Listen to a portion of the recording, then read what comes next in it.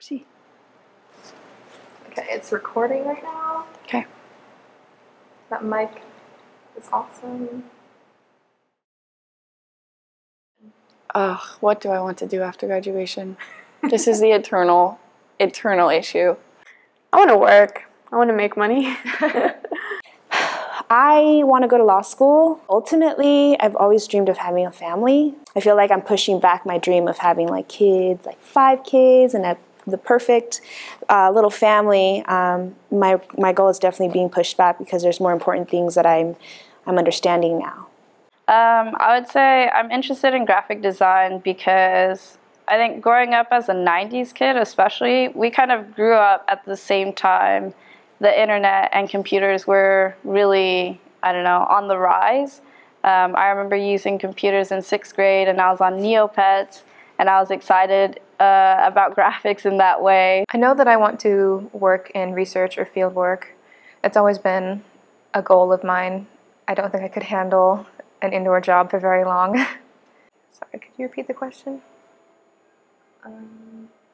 What inspired you to pursue that goal or idea?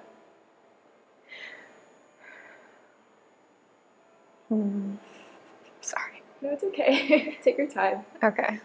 I'm not sure what was the inspiration behind that goal, but I know that it's something that I really want to do. Did I answer the question? I don't know. It's my vague. I really don't know. No, it's okay. It's all just so vague. I don't have a clear goal for what I want to do after I graduate. I just know that I want it to be something that I can always parlay into the next thing. I'd say, okay, my dream job, which I guess like in my dream job, if I didn't have to think about all the realistic things in life, I'd say I would really want to be in a band. Particularly, I would be like the front man. I was like, this would be a really cool job to have. But then let's like be a little more realistic. Now that I'm an adult, I asked my mom what did I want to do when I was a kid, and she told me that I wanted to be a button sewer owner, a dolphin trainer, or a radio show owner. And I remember thinking like, why would I want to be any of those things? I don't like to sew, or I mean, marine life is cool, but I don't know why I wanted to do any of that. And I started like to consider why would I have chosen those things. And I remember in the 3rd grade, I had to learn to sew for like an economics, like they teach you things about life. And I was sewing my name in beads. I was trying to like spell Caitlin in beads. I was sewing it into a little pillow. And that must have been the time that I told my mom I want to be a button sewer owner, because I loved sewing my name into a pillow. That was so exciting. Like now I have this product that I created that is specifically branded with my name. Looking back on all 3 of those things, that's a reflection of something that I really cared about, something that I really wanted to do or be involved with. So I want to follow what my heart is telling me now. So I want to do now what I imagine to be the button sewer owner of 22-year-old, 23-year-old life. When I was in middle school, one of the projects I did for my Spanish class was to recreate a Pablo Picasso piece during his blue period.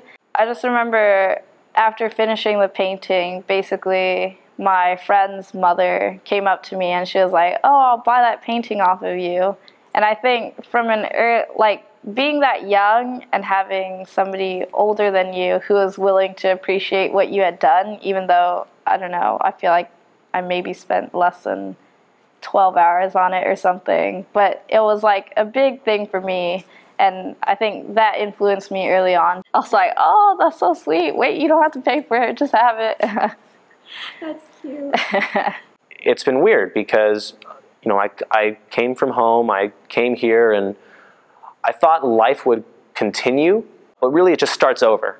When my parents came up here for the first time, and I got to introduce them to all my friends, show them all the sites and the buildings that I normally go to either for classes or for studying, the restaurants that I like to go to eat at. It was so cool because these people who have been fixtures in the first 18 years of my life were now not really a part of this other life of mine, and I got to show them all of that. I don't know, it's just some emotional feeling of having the second side of you that you get to show the people that you care about. I appreciate everything my mom's done for me, and I feel like that is one of the most beautiful things you can give to a person, being their mom, helping them, teaching them. I know that, you know, having a career and working is, you know, the smart thing to do. But I've always had a passion for having children or teaching kids or, you know, giving back. I love kids. Me too. I meet a lot of people at Cal who are just like, I don't want kids. Yeah. And I'm like, what? How can you say that? That's like... That's always been my dream. No, I love kids. I always wanted like 4 kids. Me too. I want a big family. I still want 5 kids, and I still think I can do it. You think so? I just have to find a twin we're gonna get 2 of them out at the same time and marry a twin and have twins. Wait, marry a twin and have twins? Because it's like hereditary? higher probability, yeah. You got it all figured out. Oh, yeah? Yeah. I just picked the number 4 because, like, you know, if one of them's a failure, it's still a 75% success rate. No. I think that because if you have one, like, you're putting all your eggs in one basket. He fails, that's it. If you have 2, you know, they just become a little pair. It's lonely. If you have 3, one of them's always an oddball. And you can't have an oddball in a family because you grow up and you're always outcast. Or the middle one is just weird. If you have 4, it's an even number. If one of them is fighting with another, then you have the other 2 to support each other. And you have a bigger family where, you know, if these 3 are poor, but this one's rich, there you go. If these 3 are rich and this one's poor, it's okay, we'll help you out. It just works out. But I've always wanted 5 because it's just one more. Just above and beyond. I'm an overachiever. My family is very family-oriented, and they expect me to move back home after graduation, which I am looking into not doing. I grew up with a Vietnamese American background. I was born here. My parents were both born in Vietnam. I definitely had issues growing up within my family, and when I came to Cal and wanted to switch my major to an art major, my parents definitely didn't approve of it. My mom still today is like, why don't you become a psychiatrist? You need to make money. Or why don't you become a doctor like my friend? While my parents are still saying that, I'm just like, oh, well, this is for me. This is my education. It took me a while to really get everything together and to do things realistically, and to not only just follow like these are all the pre-med buckets, but to find things that I really actually genuinely wanted to do. Because like if you're passionate about doing something, then you just have the energy to really put into work to doing a good job. First of all, I'm a Latina woman. I was born in Mexico. I came to the U.S. when I was 3. So I guess I'm the so-called undocumented student. Even continuing school after high school graduation has been an accomplishment to my family. So I'm older, I work, I'm an undocumented student, I'm a Latina, I come from East LA. It's like almost everything is against me, but it's cool because I bring something different to the table. For my mom to be raised in low income and be still living in low income and raising a child in that, but to give me the opportunity and the ability, the skills, whatever it takes to be able to come to like the #1 university, the #1 public university is absolutely incredible to me. If it involved me being successful in school, my mom found a way for me to get it. Growing up with seeing it be difficult for my mom to pay bills or for my mom to have like 2 or 3 jobs all the time, that was something that has definitely affected my career, my future career, because as much as I want to be happy in my career, I do not want to have to worry about where my money is coming from, ever. And I don't want my kids to have to worry about that, or my mom. Speaking with friends and people that I cared about really helped me keep moving forward, because there were quite a few times where I was uncertain that switching from a science-based major to one that's in the history department felt like I was copping out or taking the easy way out, but they encouraged me to follow what I really enjoyed. I think the people that I surrounded myself with were definitely the positive, encouraging forces in my life, and they supported me as I made a big transition in terms of career paths from pre-med to engineering, computer science, and throughout it all, they helped me realize that following what I was passionate about would be the thing that would bring me more fulfillment in life. Seeing an art practice major might seem like an easy route out. I just feel like I should have had some kind of backup as well, some kind of minor or major. A lot of people are more or less like, oh, cool, because I guess they don't see that many art majors around or meet that many art majors around. And also, the people who I'm surrounded by are in general quite supportive people. I haven't met anyone here who was like, oh, an art major, okay, you guys have shit easy. This environment in Berkeley is all about, oh, what are you doing? Oh, I'm doing this and this and this. Oh, really? Well, I'm doing this and this. And I'm like, all right, that's cool. Okay, bye. You know, I always get that at Berkeley. Or, oh, I got an A on my paper. How'd you do? And, you know, if I say a B, I know that B means I did awesome, because I also have another job, because I also have to work, as I also have to worry about rent. So to me, that B is, nobody can tell me that their A is, you know, better than my B. But at the same time, it's really hard because it's still a B.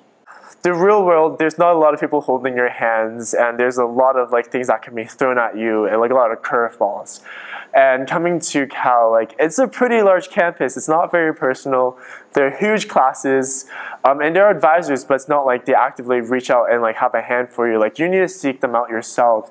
So I guess coming to Cal has taught me to be self-sufficient and self-driven. I've been exposed to cooking for myself and cleaning up after myself, and a lot of things that I'm not sure everybody else from my hometown has been exposed to yet. So I'd actually say that almost more than anything else, I think Cal has prepared me for the future. And I'm most appreciative of that, because I have a lot of future ahead of me. Do you remember, okay, I remember you gave me advice on like cooking once in high school, and you said that it was tasty to have like a chicken cup of noodles, put the Trader Joe's like frozen orange chicken on it, and then slather it in sriracha. And I thought that was like the grossest thing. I made that so many times in high school. Did you really? So oh that yes. wasn't like a hallucination that I No, that was you get the frozen. I didn't use sriracha. I didn't know what sriracha was till college. But the orange, because you buy like the frozen orange chicken from Trader Joe's, it has 2 sauce packets in it. So you cook like half the thing, and then rather than just eating orange chicken, like I really liked getting a cup of noodle, making that. You know, it's just like a minute and a half in the microwave, and then pouring the chicken over that, mixing all the orange sauce together. Delicious! What are you scoffing at me still? It sounds gross. It sounds so good. It sounds like, okay, if there was a food that embodied college life, that's what it would be. I guess Cal, more than anything, has given me an opportunity to pursue my passions, not necessarily prepared me for what I'm going to do later. It just gave me time to grow up. I'm really appreciative of the Cal community here. I feel like it's quite supportive in general, and just having that support system and knowing I'll have friends to count on in the future, even though we all move away. Yeah, I think that's most comforting, just knowing that you have a support system here. Getting lost has been something that I've had to contend with upon coming here. Freshman year, I was completely unfamiliar with the area and ended up walking to Oakland instead of Shattuck BART station. Construction on the roads detoured me out of the way, and since I didn't know the street names, I kept on walking and walking, thinking eventually I'd find my goal, not realizing I was completely off track. But help from a friend made me realize that I was 27 blocks out of the way, and eventually I was able to navigate my way back to Shattuck. Is that a metaphor for this whole like interview? I think it's a metaphor for my time at Cal, though, because I had to get lost in order to figure out how to get myself back on track. There was no plan to follow. It was just kind of like going out into the unknown and figuring out everything. Okay, great. That was perfect.